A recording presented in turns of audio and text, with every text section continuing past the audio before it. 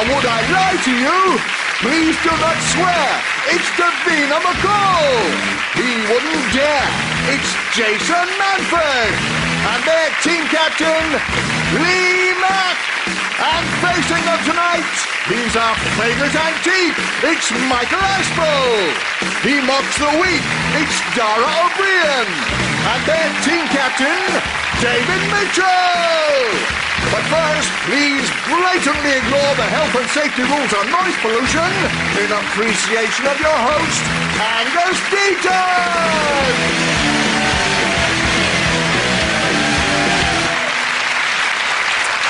Good evening and welcome to Would I Lie to You, the show about liars and lying. One clue as to whether someone is lying to you is if they're unable to make full eye contact, which is why you should only trust pirates 50% of the time. Camouflage can be seen as one form of lying, except of course that it can't. And euphemisms are a form of lying when you use a more polite term to describe something, like when you give a refined lady directions to the powder room when she needs to fire out a dump. Which brings us circuitously to round one, Home Truths, in which we plumb the frightening depths of our panellists' lies as they take it in turns to read out a statement from the card in front of them, which may contain a true fact about themselves or a downright lie they're seeing for the first time. A scenario demanding instant creativity from the panellists, instant cunning from their interrogators, and endless patience from everyone watching. Michael is first to go over the top, so Michael, if you would. Before any TV appearance, I shadow box in my dressing room. What do you wear? As your shadow, is it fully clothed or in your pants? Or? Well, I'm fully dressed, about to burst on the scene. And do you take boxing gloves with you, or is it just literally with your sort of hands? I don't take any equipment for this thing. It's just a little thing between me and the mirror, really. Have you ever got beat? Do you do it to keep fit, or is it to kind of whoosh yourself up before the show, like a Rocky moment? Come on, I'm Michael Aspel. It is really, yes, to get the blood, I suppose, flowing towards the brain, that sort of thing. How fired up do you need to be for the Antiques Roadshow? Come on, it's worth 10 grand! How long do you shadow box for? Probably sort of 20 seconds. So not long, it's just a quick, like... The old 1, 2 and a few uppercuts. Would you mind giving us a quick demonstration? What, standing, or can I do it Standing. However you do it in the mirror for 20 seconds. Well, I suppose it's a bit of...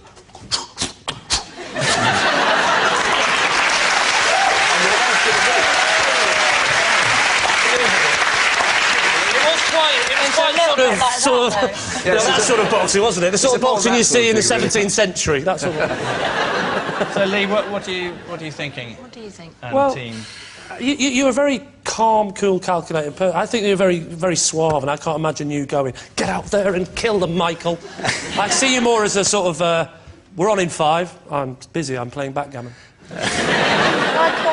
I thought, yes, I can imagine, because he's so cool and calm, that he might need to him himself up. But I think it's a lie. OK. It's a lie, yeah. I'm saying it is a lie. Michael, truth or untruth? It is true. It's God's own truth.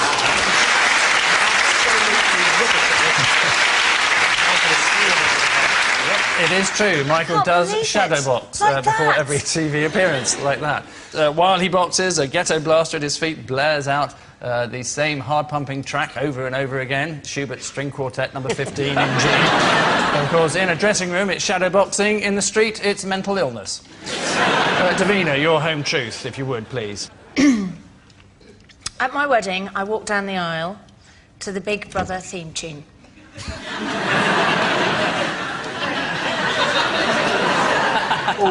Oh, really, we've got to hope that this is a lie, because that would be like, possibly, and I've seen some unclassy weddings in my time. People arriving in pink carriages with horses and What's unclassy about that? The Big Brother, like, firstly, it's quite quick, the Big Brother tune. It's a quick walk up the aisle, isn't it? Like, yeah, but the thing is, I like a bit of humour and a bit of comedy, and that's what I was going for. It made everybody in the church, we all had a bit of a giggle, and then we started the serious music after that. Well, who chose this music? You or your spouse? Oh, well, me. I mean, I had to talk my husband round.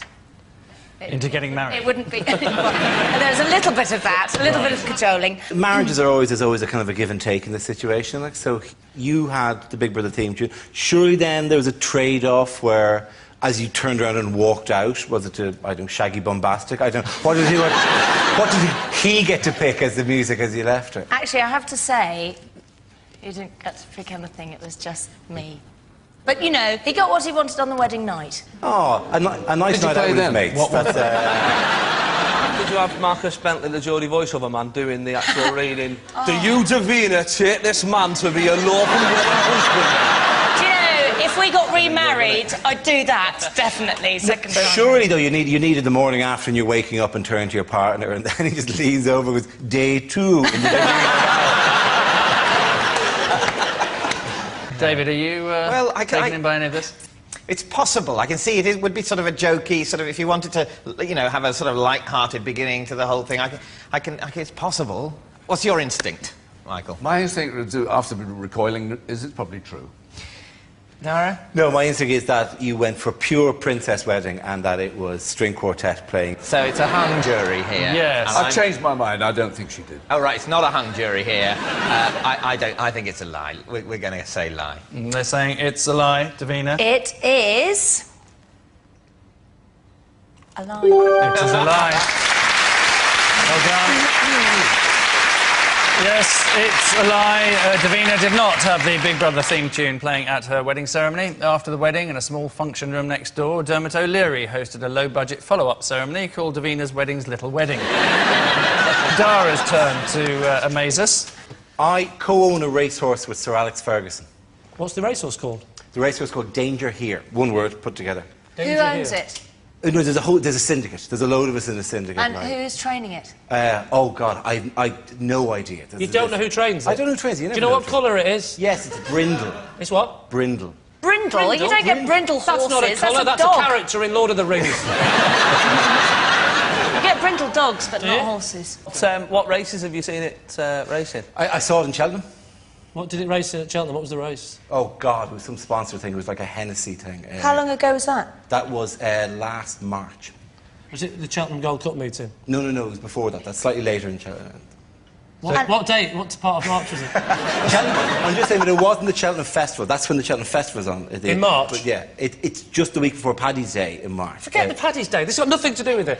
You asked what is when? the date of the meeting you went to? It was the 34th of March this year. Right, OK. So you need to know the date in case it was like a horse bank holiday. How long? No, 3rd of March. No, horses won't work that day. It's part of their culture. They're all worshipping their horse god. Special hay cakes. Maybe. Have you got a horse? I've got no horse, no, but Would you like a horse? Why, is that what this is about? No, it's not about the fact that I want a horse. It's about the fact that... You want a horse. You're quite a horse guy, and you want a horse, and you're ashamed of saying it because it makes you sound like a 12-year-old girl. So you've got an interest in horse racing a bit, obviously. Sort of an interest. Originally in Ireland, it was part of a greyhound syndicate, which is but it was too big to race with the greyhounds. Yeah, Seems reasonable. I've got a donkey in the sanctuary somewhere. Does it work like that, where they send you little pictures at Christmas? You're doing good, whereas Dara has an enslaved creature. The horse doesn't send me a letter every Christmas and go, thank you very much for the sugar cubes. Yes, please could I run less? Where's your My feet hurt the whole time. Yeah. A cruel dwarf hits me. OK, Lee, you're going to have to come to a conclusion. What do you think? I think he might be telling the truth. I think he's telling the truth. OK, I think they're both wrong. You're lying. I'm going against my team and saying that you're lying. Really? If I'm wrong, it makes a mockery of the whole team thing, doesn't it? See, he's lying. He's trying to get us to change our mind. Perfect. He's lying. Definitely. He's lying. If he was telling the truth, he wouldn't go, have another go, Lee, would he? Think again, Lee. Have another go. He's saying it's a lie. Black and white lie. It's a brindle lie. It's a lie. The truth of the matter, please. You're lying. It is a lie. It is a lie. It's a lie. Dara does not own or co-own a racehorse with anyone. In fact, Dara has far better ways of avoiding tax and laundering his money. Despite having nothing to do with any of Sir Alex's horses, Dara does pay towards the upkeep and stable cost of Wayne Rooney and owns Rio Ferdinand's stud rights. So at the end of that round, it's Lee's team who are looking decidedly out of their depth, trailing as they are 3-1.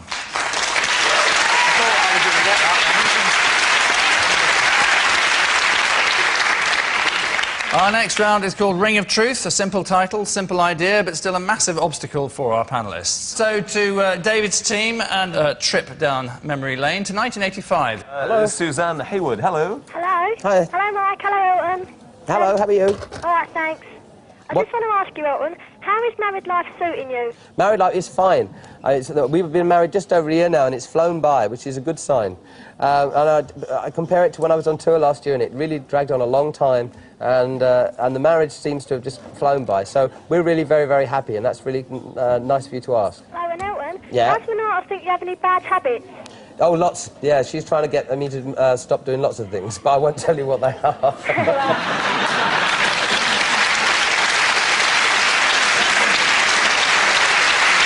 I do like the fact that, you know, in 1985, we all thought he was straight. Everyone in the nation thought he was straight, but there was one kid that knew the truth and just sarcastically rung up Superstar and go, yeah, how's this marriage going, Elton? And have you got any habits that she doesn't like, your wife? Yes, that was Elton John appearing on Saturday Superstore in the days when he was so far inside the closet that he was paying regular visits to Narnia. Elton continued to be happily married right up until he realised that his wife didn't have a penis. So, here is your related fact for David's team. David Furnish has an Elton tracker sat-nav, so he can see exactly where Elton John is at any time. So that would actually involve there being Elton being tagged in some way? Yes, it was developed by David Furnish's brother.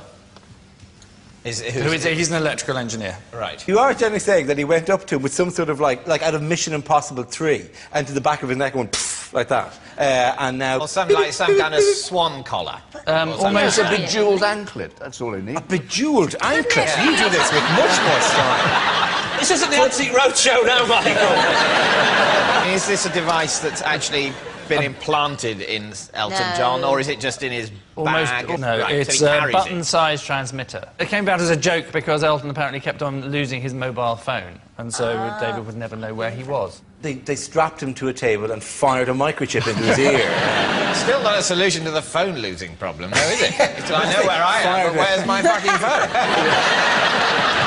Maybe just Elton John should just concentrate.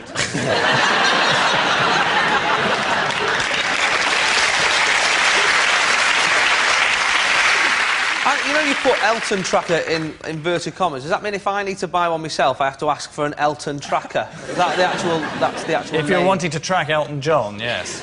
That would be weird. Can we all do it? Can we all just go and see where Elton is at any given time? Presumably we could all hack into the signal that the button-sized transmitter is sending out, and we'd all know where he is all the time. Last thing at night, I'd like to be able to turn to it and just to glow, and just to see, there's Elton there. Safe at home. I think you open a can of worms if you hack into the system as well and have it on while you're in bed, because, like a horror film, one night you would wake up and the chip would be in your house. You say Rocket Man 5 times in the mirror, he turns up.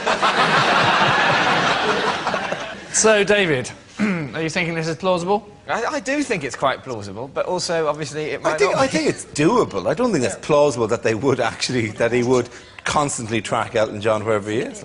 We have to work out whether it's with Elton's agreement, of course. I'd like to think that Elton knows about it, given that we all now know about it. Clearly... I'd hate him to find out watching this show. So you need to come to a decision. Michael?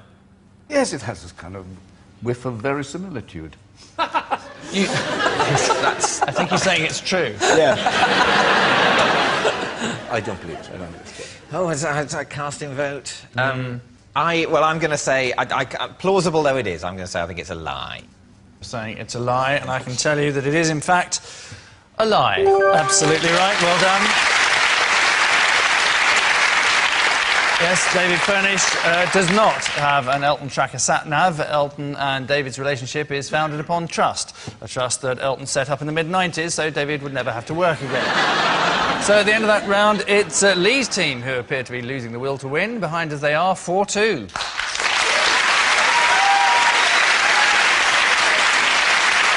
Our next round is called This Is My, in direct contravention of any known grammar. David's team will each claim to have a unique link to tonight's mystery guest, but two of the panellists are lying, so it's up to Lee's team to debrief, deduce and decide. So please welcome this week's special guest person, Lee.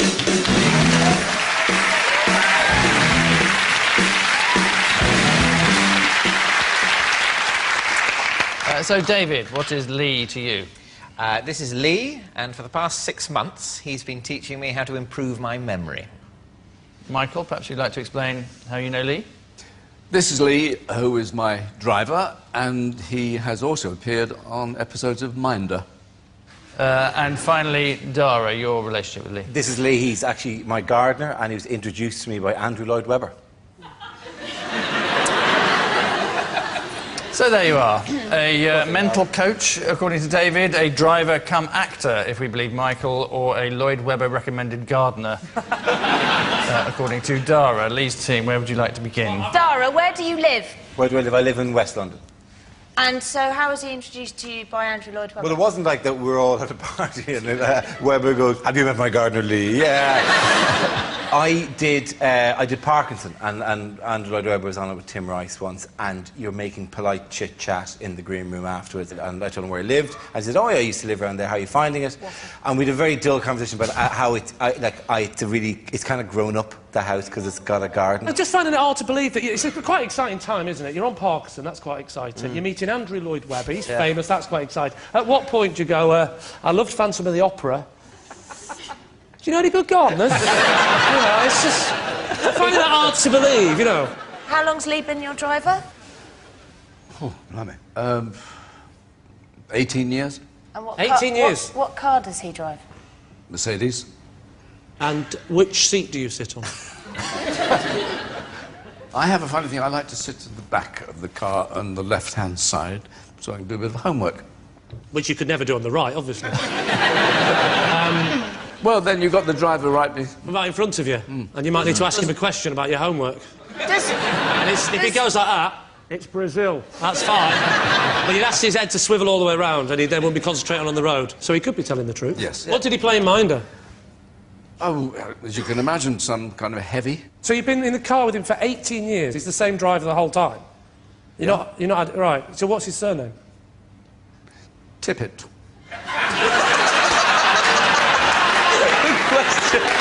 Great answer. Great answer. See, that's how the lying mind works, doesn't it? Driver, tip, make it bigger. Tip it! It was either that or honky horn, wasn't it? David, could you just tell me again what your one was? It was the last 6 months. Lee has been teaching me how to improve my memory. OK, how do you do that?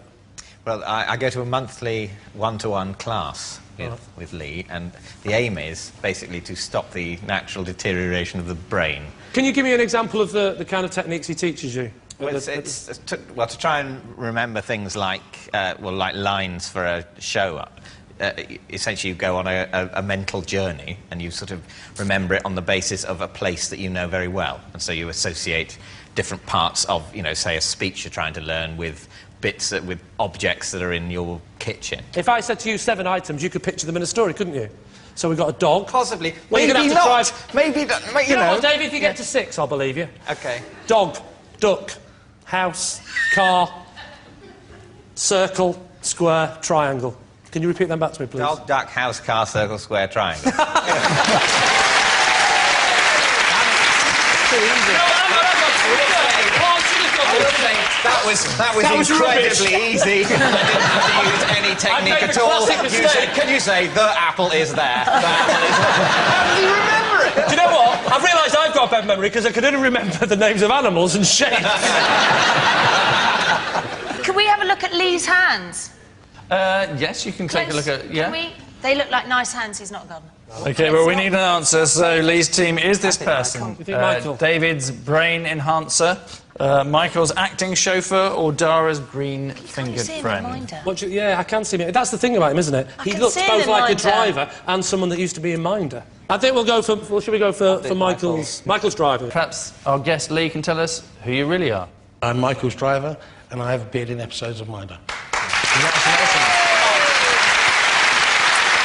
Come on, can you do well there? Yeah. Yes, Lee is indeed Michael's driver. Are you only Michael's driver, or do you drive other people? No, I drive other people as well. You never told me that.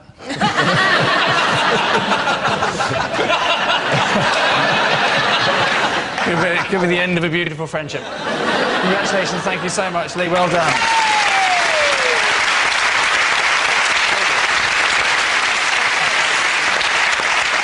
So many thanks to Lee, who was Michael's driver and occasionally appeared in Minder. For those too young to remember Minder, it was Dennis Waterman's stepping stone to Panto. So at the end of that round, it's David's team who are literally finding it all beneath them, on top as they are 4-3.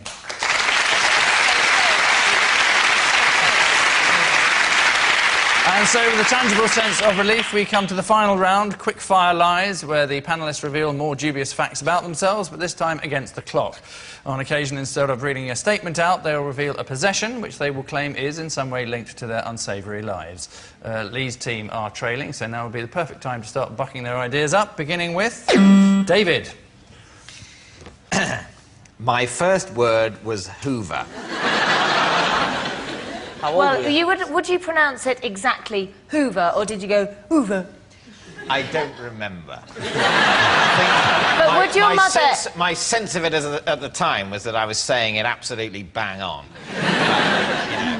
My parents were encouraging, I imagine, rather than going, you've mispronounced that and it's a brand name. Well, my children's first word was ashtray. Very clearly, just said ashtray. Did he click his fingers at the same time? You So roughly how old were you? Hoover. I don't know. Must have been about... When do people start talking? Well, how do you know the story? Your parents Well, my told you? parents have told me. But they failed to tell you how old you were when you said it. I don't remember doing it. I don't remember. I remember there was a silence and an inability to speak. And then suddenly the sense of a vacuum cleaner came into my head and I knew that I could express it. But he is very intelligent, so I can like... imagine his mum and dad going, what's that then? What's that? And him going, well, it's a Hoover, of course. Are you stupid? It's a bloody Hoover. I don't know. What do you think, Davina? What do you think? Plausible? Well, my children, the first words were also dog, cat, ball, mama, dada, small. Hoover's quite complex word. Yeah. I am abstaining for the first time. I'm delegating to Davina. All right, well, I won't take it. No. Davina. I agree. I'm delegating What to do you Davina. think? You're on your own now, love. Let's just be done with it. Let's say it's true. OK, she's saying it's true. David, tell all. It is, in fact, true. It is true.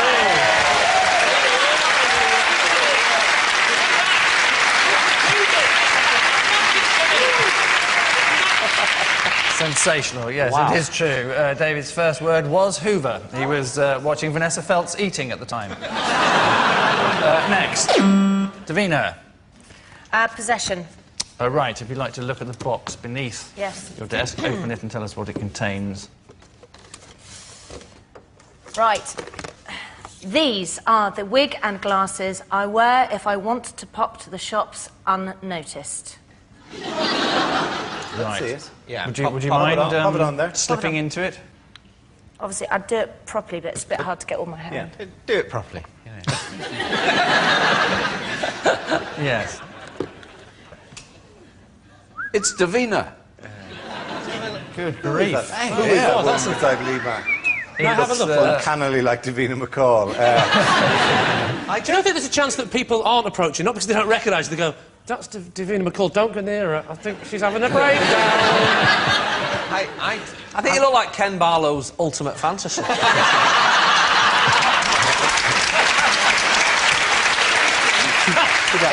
It's not low-key.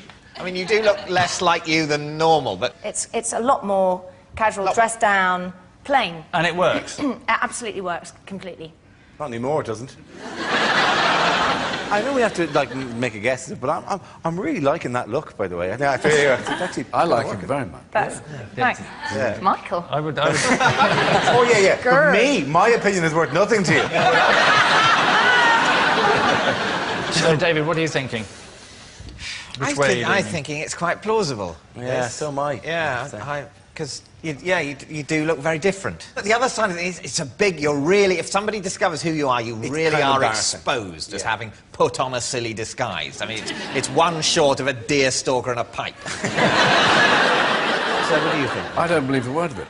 Yeah. So Yeah, if you think it's a lie. If you got caught doing it once, it'd be really embarrassing. Yeah. Nah, I've changed my mind entirely on this. And particularly if somebody discovers you wearing the glasses and the wig, take them off and then don't recognise you. That would be embarrassing. Yeah. So I think we're going to go for a lie then. Lie. Lie. We all think it's They're a lie. all going for a lie suddenly. Davina, tell us whether it's the truth or a lie. Well, actually, it is a lie. It is a lie.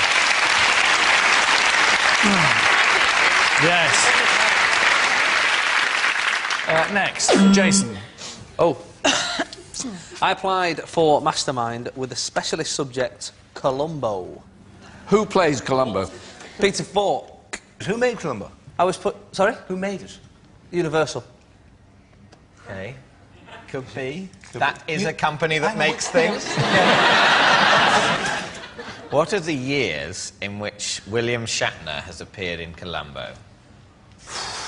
Because he's appeared more than once. And what years are those episodes? He's been in 3 episodes. Yeah.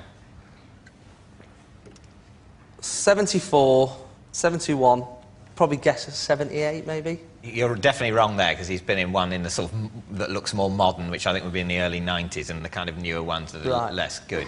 In the first one that William Shatner appears in, what is the device by which he... What is the device? Jason, if you're not telling the truth, let me warn you, you're messing with the wrong man. The device he uses, the apparently in that context futuristic device he uses, by which he makes it seem that that it's a different time from the time it really is. What does he use? What machine? No, I don't know. Right, this is rubbish then. You're not an expert on Colombo. I've only watched Colombo a bit. I'm not that an one's episode. Been on loads. And it's not an episode on that episode. Sorry? He didn't say he was an expert anyway, he said he applied. He got rejected for knowing fuck all.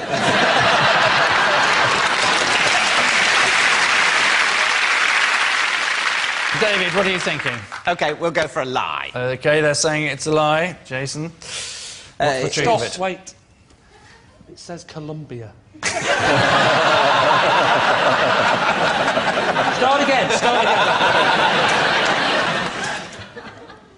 Just one more thing, it's a lie. It is a lie.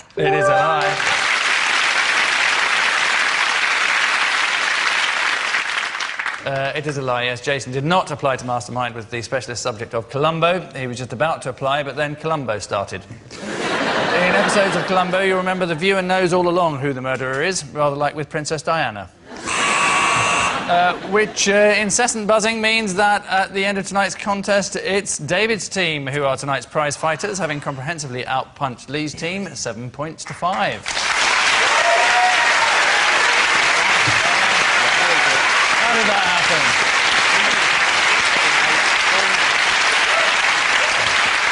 So, hats off to our winners, bog off to our losers, and we leave you with news that, according to research scientists, habitual liars tend to speak in a dull, flat monotone, which begs the question, just what is Ken Livingstone trying to hide? Good night.